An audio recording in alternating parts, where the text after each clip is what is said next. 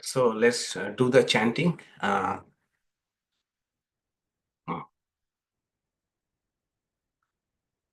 Om Bhadram Karnebhiः Shunuyama Devaः Bhadram Pashve Makshva Viryajatraः Sthirairangais Tuštuvag Shastanubhiः Vyashema Devahitam Yadayuः Swasti na Indro Vriddhashravaः Swasti nः Pusha Vishwavedaः Swasti nastarkshvo Arishtanemih Swasti no Brihaspati'r Dadhatu Om Shantihi Shantihi Shantihi. So we are studying Mundaka Upanishad, and now almost towards the end, the Upanishad is telling us about what happens after the wisdom dawns, what happens after illumination. The Upanishad just concluded the tale of two birds, two birds in the same tree, that is our lower self and higher self.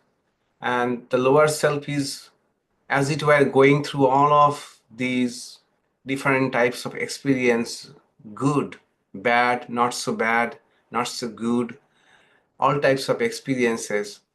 And because of these experiences, sometimes this lower bird feels that it is helpless, muy humana, helpless and so depressed with all of these problems. But when this same bird realizes the other bird, which is staying quietly, calmly, without eating any of the fruits, then it transcends all these sufferings and realizes samyam.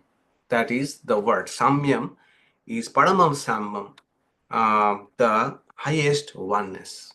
Oneness or equanimity. Both are synonymous. Once we find our oneness with that spiritual reality, then the automatic change that happens in us is we have an equanimity. We grow in equanimity with a kind of serenity. We can face every experience. So that is what Upanishad said about the three verses about these two birds, lower bird and the higher bird. Now, the next verse is a few wonderful concepts. That is, what happens when the seeker finds that the same reality is manifesting through entire existence. When the seeker experiences such grand spiritual experience that the same spiritual reality is expressing through all existence, then what happens to that seeker? And that kind of seeker is also has been designated here as the best among the illumined. The best among the illumined ones. Brahmavidāṃ, variṣṭhaḥ.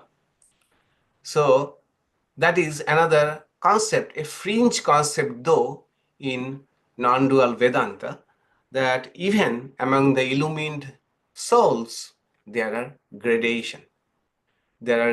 So today we shall take up the verse, try to understand what are the characteristics of the best among the illumined souls. Okay, what are the characteristics of the best, the very best among the illumined ones. And also, in that context, we shall take a brief look at what are the other types of illumined people. Although it is not a very mainstream concept, but it is in the fringe that there are 4 types of brahmavid.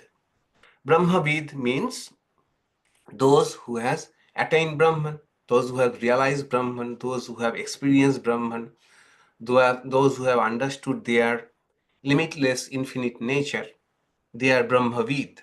But then there is Brahmavid, Brahmavid Vada, Brahmavid Varyan, and Brahmavid Variṣṭhaḥ.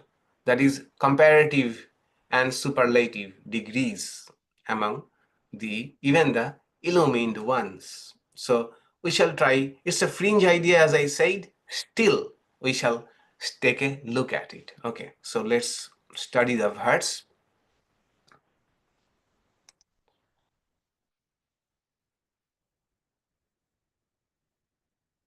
प्राणः हि एष यः सर्वभूतैर् विभाति vijānan vidvān bhavate nātivādī atmakrīḍa ātmaratiḥ kriyāvān esha brahmavidāṃ variṣṭhaḥ. The life force prana, which is none other than the Supreme Being, shines in and through all living beings. The wise person, realizing this truth as their own self, ceases to speak of anything else. Such a person finds joy and play solely within the self and performs only meaningful, spiritually aligned actions. This individual is the foremost among all knowers of Brahman. Okay. Much to learn from this verse. One is, what is the experience like? So the vidvān. Vidvān, this word vidvān was used in the previous mantra too. So vidvān means one who has known. Okay, the knower. Which kind of knower? The knower here means the knower of higher knowledge. Higher knowledge. So the vidvān, when vijānan. Vijānan means literally having known. Having known. In this context, having known means having experienced. What? Having experienced what? Prāṇa. Prāṇa. That is, prana is the life force. Life force. The Purusha, the spiritual reality in this mantra has been described as prana. Prana. Why? Not, it happens in the Upanishad. The same reality, prana, the Brahman is sometimes addressed as prana. Okay. Although we understand prana as a life force, which is not spiritual, okay, it is still subtle material, made of subtle materials, the prana. But many a times prana is equated with the Brahman, which is the spiritual reality. Why? One reason is because of Brahman or Purusha or the spiritual reality, prana functions. Okay, prana functions, mind functions. So in that sense, that because of the presence of that spiritual reality, which is like the real force behind entire existence, or real energy in the sense of the real mover, real real fuel of this entire creation, because of whose presence everything is running, right? That was the main theme of Keno Upanishad, that something which is the mind of the mind, energy of the energy, the sense organs of the sense organ, the mind of the mind. What is that? That is this reality, spiritual reality. So in that sense, in this verse, prana refers to the Brahman, Purusha, that ultimate reality. So this vidvān, this wise person, what they experience, that the same Purusha, that same spiritual reality shines in and through all living beings. That is one principle shining through all beings. Although there is multiplicity, but all the multiple objects, multiple people, multiple animals, or multiple plants that we are seeing, all of them, sarvabhūtair vibhāti, that is, it is as it were, all of them are alive, shining through this consciousness, the consciousness principle. Okay, and again, this to understand it, we need to go back to Sri Ramakrishna's experience of Divine Mother, that the image is conscious, the cat is conscious, the floor is conscious, the seat, the door, everything is conscious. As it were, everything is soaked in awareness. Soaked in awareness. Or another way, sometimes he said, everything is wet with consciousness, as if we have several clothes or garments and we throw water on all of them. So although there are several things, but all of them are wet with water. One water which is wetting all of them. Sometimes he described that Satchidananda in that sense. So the vidvān sees that through all of these different realities, one reality is shining. One reality is shining through all of this. So visually, I like to think that everything is shining with light, and this light is unlike the light we understand. Something, a different type of light, very, very difficult to explain or convey this presence of light in everything. Okay, even a little glimpse of it matters a lot. Even a little glimpse of it, when if we have this experience that one reality is shining through the entire existence, and that is the realization of this vidvān.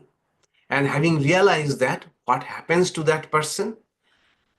One who realizes that one reality is expressing through this multiplicity, that person is called not only a vidvān, not only a realized soul, but they are the best among the realized souls, best among the illumined person. They exhibit four characteristics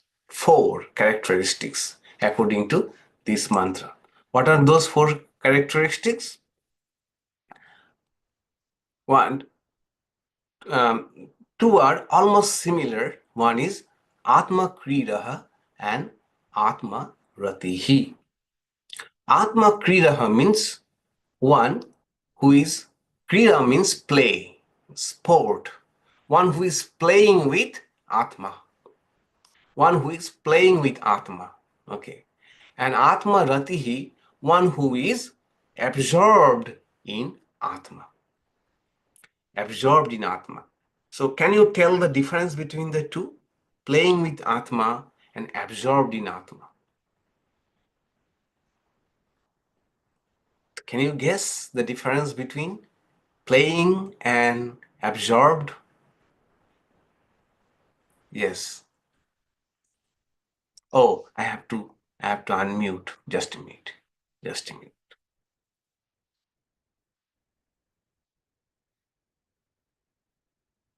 Yes, go ahead, Linda. One is active and one is passive.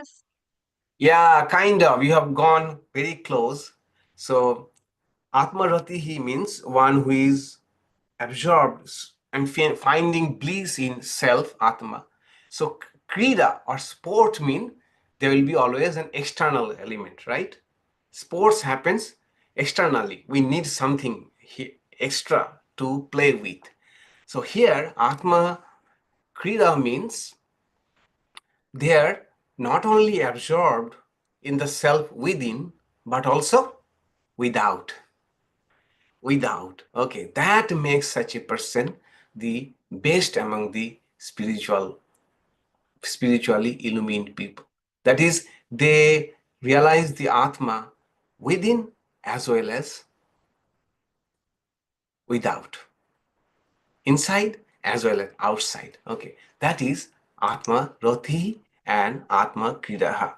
So, if Atmaratiḥ example is Atmaratiḥ means example. I am not taking help of anything else. I am just, for example, closing my eyes and reveling in the memories of yesterday, wonderful memories that we had in Thanksgiving. That is Atmarati, without any external help, just internally. Just for example, as I said, with my own memories, I don't need anything else.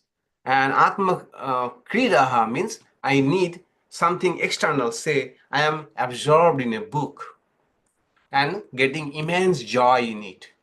But still, I need something external.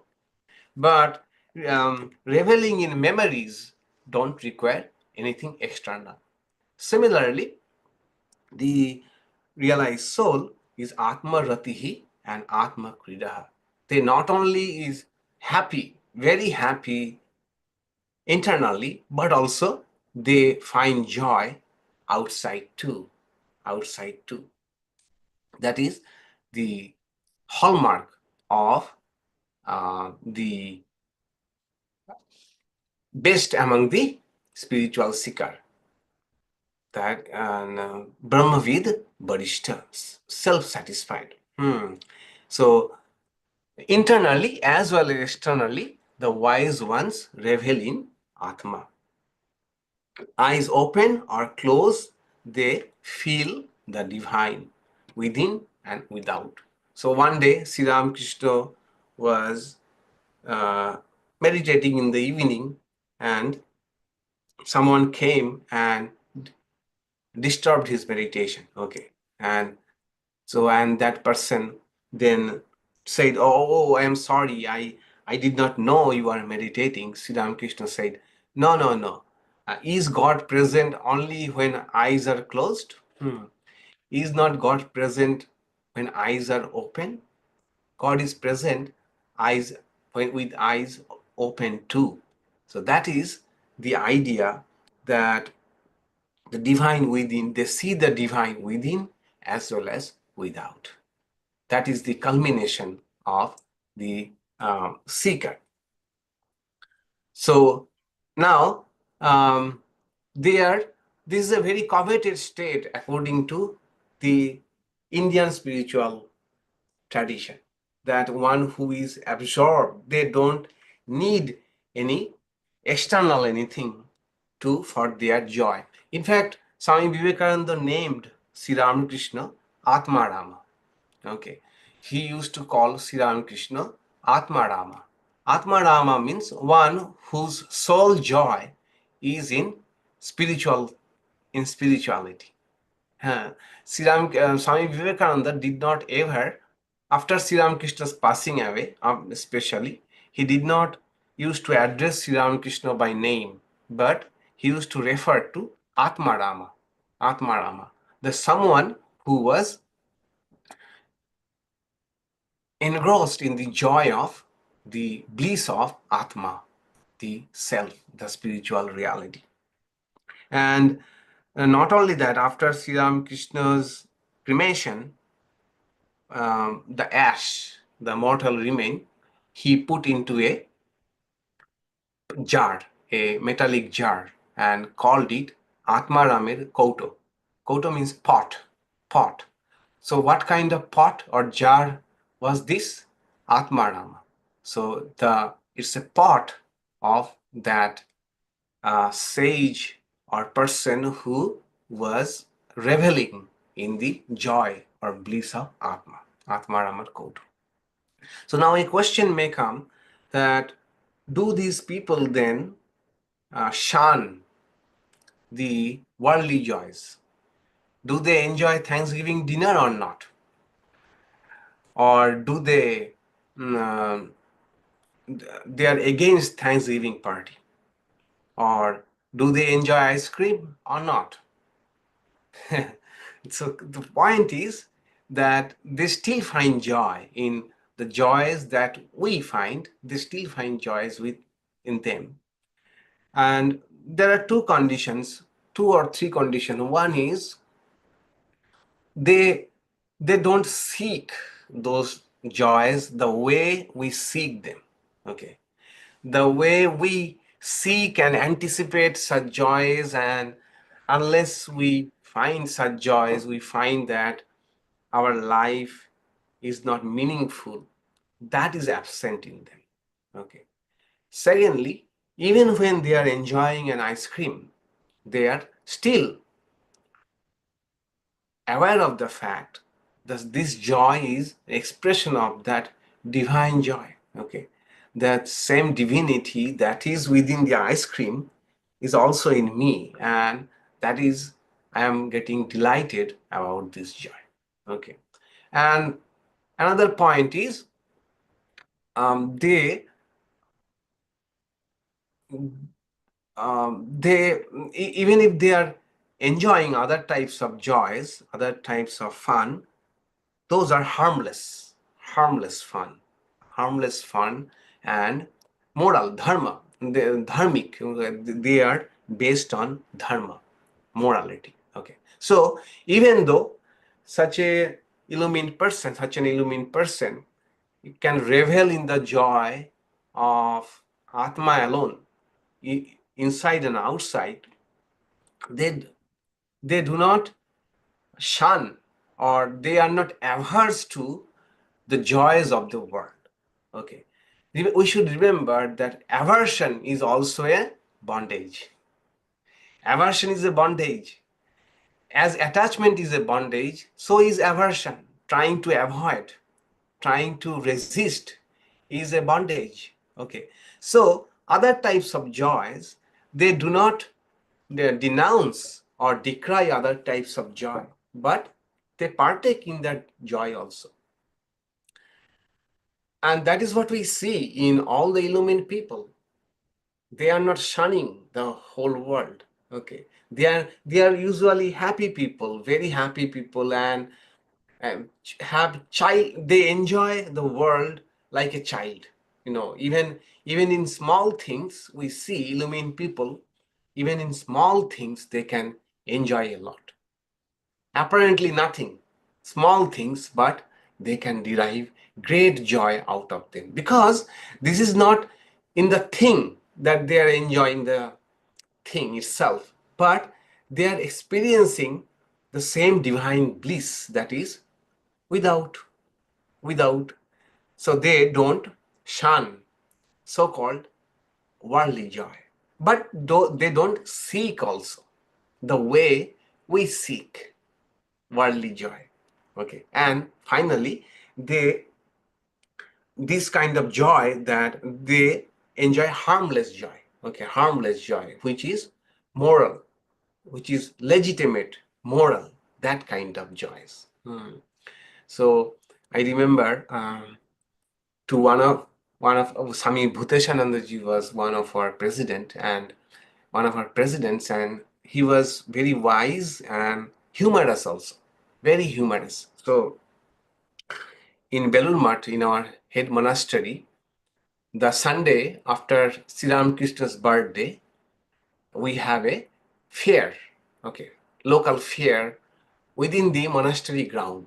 So many small vendors come with toys and food stalls, and all the monks and brahmacharis, they purchase toys, toys like they are making sound, pa, pa, pa, pa, and all kind of just like children. So one of the acharyas, that is one of the teachers in the probationers training center. So next day, every morning after breakfast in the Belur Math, all the monks and the novices, brahmacharis, they go to meet the President Swami, okay, to offer their respect as well as have some conversation. So next day, in the after the breakfast, one of the teachers complained to Swami Bhuteshananda, "Look, Swamiji, these are all grown-up young people, and they are brahmacharis, just become monk, and they are having so much of, they are enjoying so much from these toys, trifle toys, and the trump, is what we should call playing whistle and playing toys and things like that. Is it right for a person who has come to, who has dedicated to spirituality?" And Swami Bhuteshananda said, no, they should be enjoying this more because they have left everything, and so they can now enjoy even the small things. Okay, it's a quality to enjoy these, to be happy with this content, and celebrate even these apparently trifle things. Okay, the point is that many people might think that these Brahmaganis, these Brahmavidas, they should be, they should not be joyous, because spirituality is supposed to be just opposite of being merriment or happiness. The person should be very serious because they are dealing with infinity, vastness, so they should be extremely serious and grim, and such so that they are not enjoying the things that we enjoy. But it is not true. So they enjoy everything because they see divinity in everything. Okay, so that is ātmaratiḥ atmakrīḍa, that a knower of Brahman, so they are reveling in the joy of bliss of the spiritual reality. And third characteristic is kriyāvān. So kriyāvān literally means those who do actions. Okay, those who are active, that is kriyāvān. So what does it mean that they are kriyāvān? So the kriyāvān here means Shankaracharya.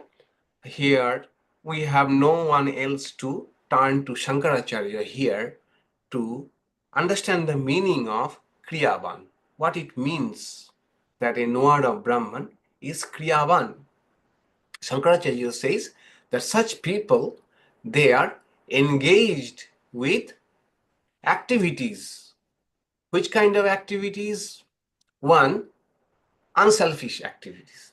Okay, first of all, even if they are engaged in the world, they are engaged in unselfish activities, helping others, helping others. That's what we see in almost all the illumined people, that they have a tendency to help others, spiritually or even otherwise. Because they see their own extension in everybody, so everyone suffering makes them extremely compassionate, and they see that all of these problems have a one root. The root is not knowing our true nature, so they come forward to help us to realize our true nature. That is one way of interpreting that they are active people. Okay. Shankaracharya also says that kriyāvān here means they are engaged in their spiritual disciplines. What does it mean? Do they still require spiritual discipline? So, what was earlier sadhana? Sadhana means there is effort. Effort is needed. We are trying to meditate. That is a sadhana. Okay. Why it is sadhana? Because it is not easy. It is not enjoyable at the moment. That becomes sadhana. That is effort. But after illumination, all the moral virtues that we are trying to practice, all the other spiritual practices which are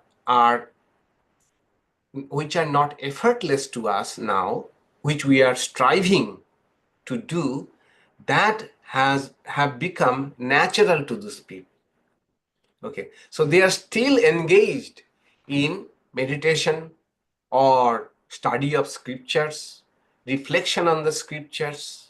Okay, they are still engaged in all of these activities. And that is what we see in the illumined people. Even those who are illumined, we hear about and we read about them, we see that they are still engaged in the same activities that we have been engaged with. We are engaged with, but it has become now spontaneous for them. Spontaneous from them. Shankaracharya, Kanchi, in India, there are 4 Shankara Math. Shankaracharya founded 4 monasteries to 4 corners of India. And the head of each monastery is also called Shankaracharya. Okay. One of them was famous in recent years, Kanchi in South India. So he was considered to be an illumined person who has realized Brahman, that infinite reality. And one newspaper journalist went to interview him. And he found that the Acharya was engaged in doing ritualistic worship. Okay, ritualistic worship. So he had doubts. So he asked the Acharya that do you still need to do all these rituals? So Acharya says, what else should I do? What else should I do? I have, in my whole life, it was part of my spiritual practice and has become a habit for me. What else should I do? Should I then go out and watch one after another movies in the theaters to keep myself engaged? I am engaged in doing whatever I was doing. Okay, so kriyāvān means that even after illumination, even after the highest illumination. What is highest illumination? Again, highest illumination is realizing God not only within, but also without. Okay, that is fullest realization, highest realization, not only within, but also without. Even after that, the person may choose to remain engaged with activities. Those activities are unselfish activities and moral virtues, or the spiritual disciplines which needed effort earlier, now they have become effortless. Effortless. So they are kriyāvān. Yes, Gunamai, I see your Oh, raised hand. Yeah. it just reminded me isn't there a story that Totapuri was asked, why are you still practicing? You can tell much better than I can, but that reminded me of that story. Yeah, that, Polishing the vessel. yes, yes. Yeah. Yeah, Sri Ramakrishna asked Totapuri that if you are realized soul, why are you meditating? Then uh, Totapuri said that a vessel needs to be cleaned daily. Otherwise, dirt accumulates. Okay. Similarly, uh, engaging in meditation is like not gaining anything, but not letting the dirt accumulate, not letting the dirt accumulate on mind. So even a realized soul meditates.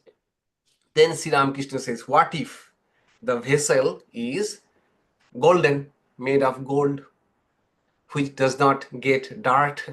Then Totapuri said, yes, in that case, they don't need it, don't need to do it. Okay, that's another context, but they also, and evidence, apart from theories, I very often think in terms of evidence. Instead of philosophy or logic, what the evidence says. Evidence says that we see all the illumined people engaged in activities. They are um, sublime activities. They are good and noble activities. So that is the third condition of the Brahmavidāṃ variṣṭhaḥ, best among the Brahmavidāṃ, the illumined people. Now the fourth one is quite unexpected and startling description. And I was thinking why this quality has been mentioned. The quality is nātivādī. Okay, nātivādī. Nātivādī means it can mean many things. Okay, so think about it. Why this characteristic has been mentioned about the best of the illumined souls. This final fourth characteristic. Okay, fourth characteristic is nātivādī. Nātivādī. Ativādī means those who talk a lot. Okay, a talker is ativādī. Vādī means one who speaks. Ativādī means one who talks a lot. And nātivādī means one who does not talk too much. Okay, what does it mean? So it may mean, according to my understanding, they stop being a talker. Talker in the sense they no longer find joys in intellectual, babbling or intellectual debate and polemics, trying to establish the truth by logic and by quoting scripture. They are no more interested in all of this. Okay, these are the work of the scholars. Scholars will engage in all of this, but these people no longer are interested in engaging such vain debates. They are nātivādī. Why? Because they have become full now. They have become full. They don't need to prove to anybody why they are following a path, why they are believing in God, why they are doing Shravana Manana Nidhyasana. They don't need to do all of this. So, and another way of thinking is Ativādī, the talkers, the too much talkers are usually, they will be talking from their head, okay, very too much of argumentation or logical. But these illumined people, if they talk from their heart, because it is all from their own experiences. Okay, in that way we may say that they are full and they have no interest in debate. They speak from heart, not from the head. Okay, yes, Betty, what's your question? Betty?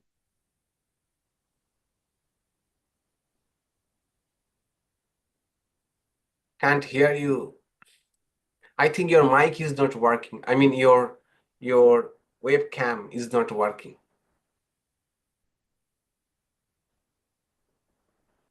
Okay, write your question, please, then on chat, in chat. Okay, that is one way of thinking about this. Nātivādī, they are not a big talker. Another way of looking at it will be they talk only about Atma. They don't talk about anything other than spiritual reality. They are interested mostly in speaking about the spiritual reality. Compare this with verse number 2.2.5 of Mundaka Upanishad. Anna vacha vimunchataha. Give up all vain talks.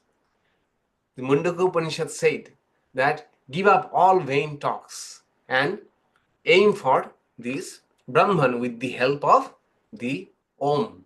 Om. Anna vacha vimunchataha. Give up all vain talks. So these people, after realizing, they like to talk only about the spiritual reality. And that's what we see in realized people. For example, Sri Ramakrishna says, um, I am, frankly speaking, I don't know anything other than God. Okay. That is, he is as if being apologetic about not knowing anything else. Okay. So he's very much reveled in talking about God.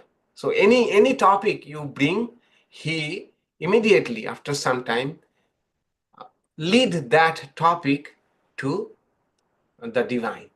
Some way, his natural bent of mind is to talk about God, okay, or the spiritual reality. So also we see about Ramana Maharshi and people like that, that mostly they are talking about that reality. So they are not talking about anything else. Nātivādī. They are not talking about other things. Okay. They are talking about spiritual reality. That is one way of thinking about this. And another way will be they become very silent. Silent. Why? Sri Ramakrishna says that, when a pitcher has become full, then it does not make any noise. Only an empty pitcher makes noise when pouring water. Okay. So they become silent in the sense they speak only when it is necessary. Only when it is necessary. If only they can add values to the conversation, they speak only that time. So the Plato said that wise men talk because they have something to say. Fools talk because they have to say something. They have to say something, that's why fools talk. And the wise ones talk because they have something to say. See the pun. Something to say, that's why they are talking. And we are talking because we have to say something. We have to say something, that's why we are talking. And another proverb which is rooted in both the Old Testament and the New Testament, and the proverb is better to remain silent and be thought a fool than to speak and remove all doubts. Better to remain silent and let people doubt whether it's a fool that are not talking, rather than open your mouth and prove that their doubt is truth. Okay, the point is moni in the sense of not that they don't talk at all, but they talk the relevant thing. That is understandable.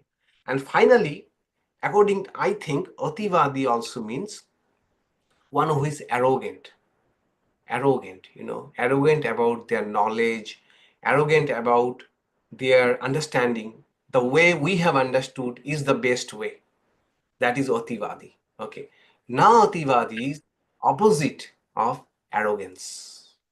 Opposite of arrogance. Humility. Humility. And that is what we see in all the illumined people. They are humble. They humble. Or even if they are challenged, they don't become arrogant. They very respectfully present their views, and they don't force you to accept their point of view. And they don't have this idea that this is the best point of view you have to also agree to my point of view. Okay. In that sense, they are nātivādī. They are not arrogant. So I was thinking, and that's why I asked you the question, why this part was mentioned, nātivādī. And this particular expression, we don't find anywhere else. We get the expression Mauni, one who has become silent and kind of like that of type. Nātivādī, he does not speak much about themselves and are not arrogant. Why? I was thinking that the first two characteristics, that they are remaining self-absorbed, all the joy in me, that is also a characteristic of narcissistic people. Narcissistic people also, they are very much absorbed in themselves. They find who is better than me. So all the joy, they are so absorbed in themselves. But they are ativādī. They will be talking about themselves only. Okay. So I think this is to distinguish between the two. Whether I am a narcissistic, always self-centered and always busy with me and thinking I am the center of the entire universe, I am the center of everything, and talking constantly about myself. That is narcissism, versus I am absorbed in Atma and I am not arrogant, I am humble. So to make this distinction, probably, I think Upanishad mentioned these fourth characteristics. They become nātivādī. They do not go for argument. They do not talk unnecessarily. They are not arrogant. They are humble people. Okay, nātivādī. So that makes them brahmavidāṃ variṣṭhaḥ. Swami Vivekananda, he gave a talk in New York. The name of the talk was the Mundaka Upanishad, and he did a free translation of the Upanishad in that talk. He interpreted this, knowing this, the sage speaks not.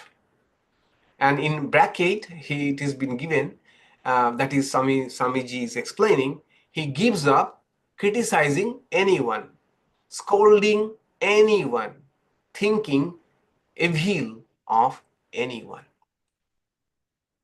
Okay, so Swami Vivekananda, nātivādī, they do not criticize anybody, do not speak ill of anybody, they do not want ill of anybody. That is the meaning of the word now ativādī.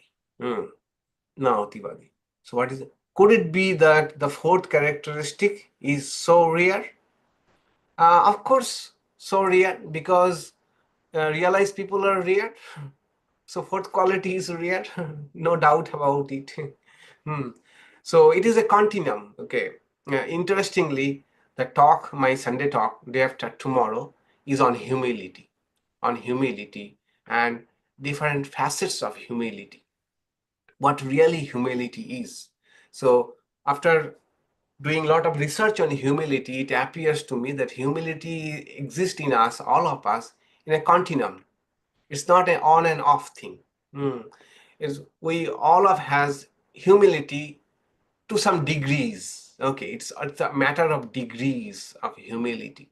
So the fourth quality, nātivādī, is very rare, because realized people is very rare. And among them, brahmavidāṃ variṣṭhaḥ, the highest among the realized soul, is so rare. That's why nātivādī is so rare. Got it, Betty? All right. Now, as I said, this idea of even illumined people. Okay, any question about the verse so far? Now we shall go to a different topic, the four types of illumined people.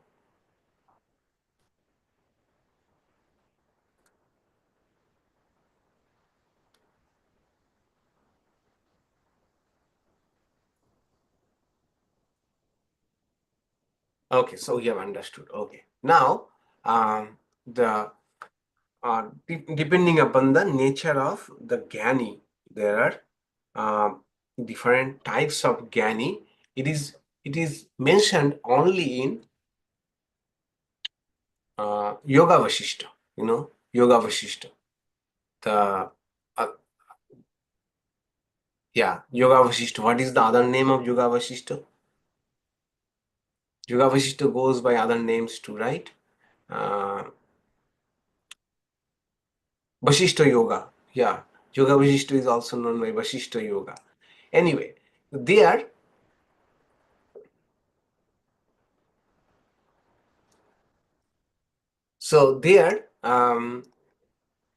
the sage Vasishtha speaks about the 7 stages of a seeker, 7 stages of a spiritual seeker. And the last 4 stages, he says that these 4 stages are different categories of the Brahmavid, a illumined one. Okay, so what are the difference? So Brahmavid is fully liberated but active in society and performs duties selflessly, detached like a lotus leaf. Now, let me tell at the very beginning that Vasishtha's classification of Brahmavid Varishta would not match with Mundaka Upanishad's definition of Brahmavida Varishta. It will be just the opposite. Okay, according to sage Vasishtha, the best among the Brahmavids are not engaged at all with the world. Okay, so this epithet kriyāvān, they are engaged in good activities that do not go well with sage Vasishtha's definition about Brahmavida Varishta. Okay, so the best way to think of it, not take it too literally, and and also this classification is also somehow, what should we say, arbitrary. It's not so, and that's why it is so in the fringe of discussion. It is not a main idea in non-dual Vedanta, because illumined means the purpose has been served, that they have been illumined, and their ignorance is gone. They are liberated people. Okay, now how they engage with the world is, how does it matter? How does it matter how they engage with the world? From the standpoint of ultimate goal or moksha or illumination, it is secondary whether that person is engaged with the world or not engaged with the world. Okay, so it does not matter much, but still these are the characteristics. And this Brahmavid, that is the ordinary one, they are fully liberated but active with society. They perform duties selflessly, detached. And they have their occasional awareness about their body, and they also have negative emotions sometimes, but these negative emotions do not linger in them. Okay, the negative emotions come and go just like a cloud, passing cloud. Okay, and fully engaged appears like an ordinary person, but they are inwardly, they are free. Inwardly, they are free. Uh, the analogy would be like a firefighter, a trained firefighter who is at the midst of a blazing fire, but keeping calm and engaged in dousing the fire. Okay, but internally they are calm, because if they are not calm, they cannot, if they panic, they cannot do the work. Okay, so an example will be, analogy will be Brahmavid, ordinary liberated soul. They are internally, they are free, they are not panicked, but externally they are appearing that they are dealing with fire even if they are dealing with fire, they are engaged in the society. Okay, it's an analogy of a firefighter. Then Brahmavid Bada, even 1 degree higher, they are deeply absorbed in samadhi, meditative absorptions, and they maintain basic body needs on their own. So they are occasionally aware of their body and tends to it whenever it is needed. So whenever it is needed, it is not that they prefer meditation, they are absorbed in meditation, but they are also aware of the needs of the body and tends to the need of the body. Okay, and they are minimally engaged with the society. They prefer solitude and meditation, but still interacts with the society whenever it is necessary. Whenever it is necessary, they still engage with the society. And example will be a scientist who is so engrossed in research that they forget to eat. But at the same time, after many hours of work, suddenly they feel hungry and they then think, oh, I have not eaten from this morning, so let me go and eat. Okay, such an scientist who is engrossed in their work so much so that they forget about bodily needs, but not completely they forget. Once in a while they remember and take care of the body. So is also Brahmavid Bada. Okay, engrossed in samadhi, but occasionally they also come to this plane and take care of their body. Then Brahmavida Badiya, the third. They are profoundly immersed in samadhi, rarely aware of the body unless prompted by others. Others have to prompt them. They have very limited awareness of their body only when reminded by others. Others tell that you have to take food now. You have not taken food. Okay, go get some food. And they lives mostly in inner bliss with little external activity. And they are barely engaged with the world. So it is what the example will be: a musician, okay, a maestro who is engaged in music so much that they have forgotten to eat. But someone else has to remind them, you have not eaten, you have not taken shower, go take a shower, go take eat. Okay, so their engagement or absorption is deeper than the previous one. The previous one also were deeply engrossed in meditation, but they occasionally remember to eat and do other bodily activities. But this type of is even more engaged, and they need to be reminded by others, okay, to get to take care of their bodily. Finally, Brahmavid variṣṭhaḥ, they are supreme sage, entirely absorbed in Brahman, unaware of the body or surroundings. They have no awareness of the body or external world, completely disengaged from society, lives in eternal bliss, unmindful of worldly happenings. Okay, and the example will be when we are, say, in deep sleep. Where in deep sleep we are not aware of anything. Only difference here is, in deep sleep we are not aware of anything, but Brahmavid Varishta is deeply engaged with Atma, okay, but is not aware of anything else. So here, according to this set of definitions, Brahmavid Varishta is the one who is not at all engaged with the world. Okay, but Mundaka Upanishad says that they are kriyāvān, they are active, they are do spiritual activities. So there is no way to reconcile it. I don't see any way to reconcile Mundaka Upanishad and Yoga Vasishtha. And Yoga Vasishtha is the only scripture which speaks about these 4 types of Brahmavids. Okay, so how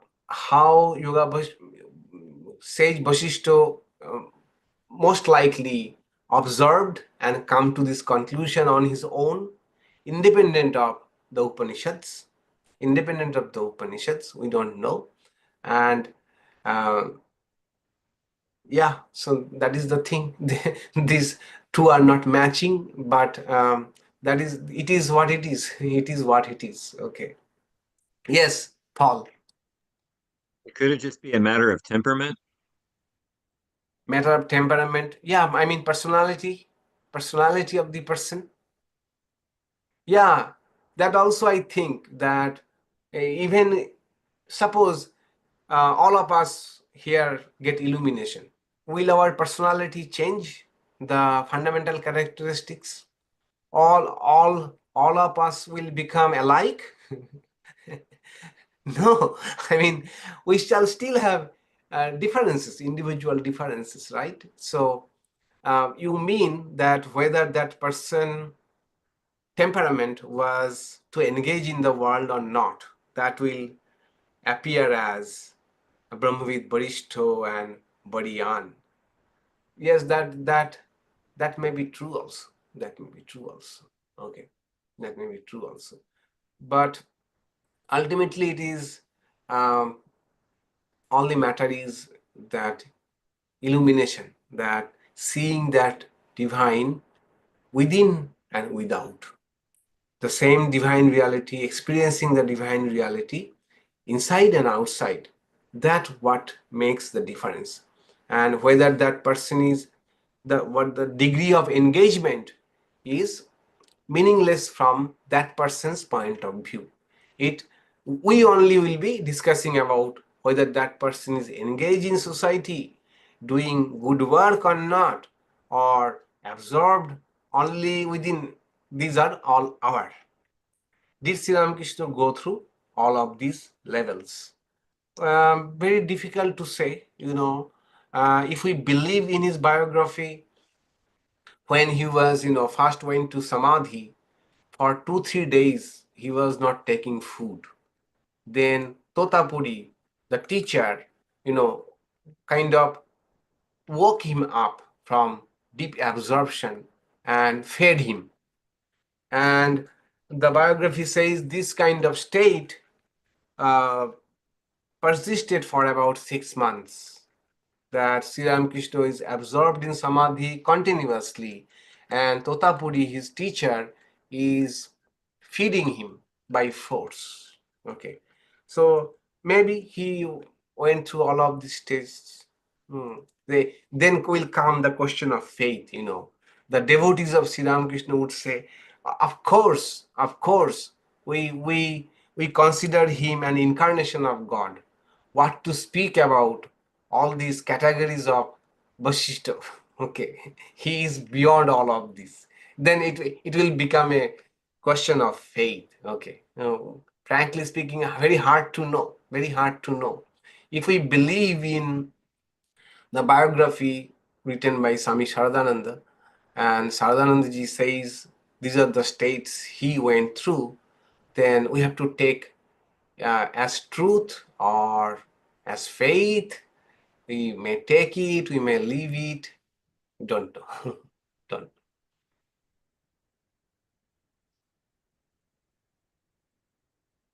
All right. So that is the thing. Okay. So the 4 stages I will share with you. I have made a table in a tabular form, 4 types of Brahmavids. Just for curiosity. Just for curiosity. Okay. Any question about this verse?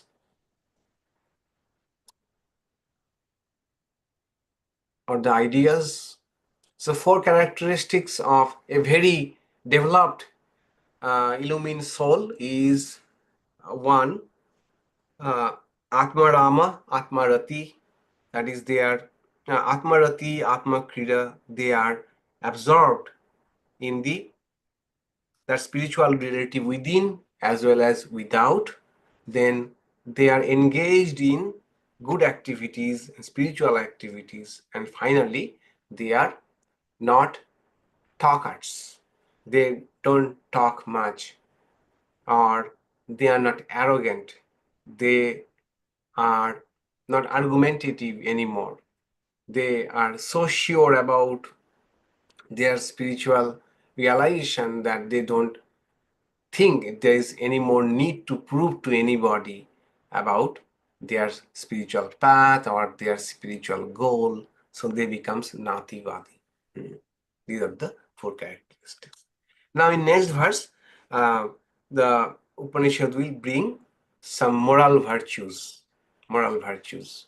As we see in every Upanishad, they start with the very highest spiritual practice. Then gradually towards the end, they bring in the moral virtues, which will be the outermost circle. If you remember Kena Upanishad, in Kena Upanishad, we developed three concentric circles, right? At the core circle was the core practice, and then supported by another concentric circle, the middle circle, which is the external practice, and at the outermost circle are the virtues or moral values.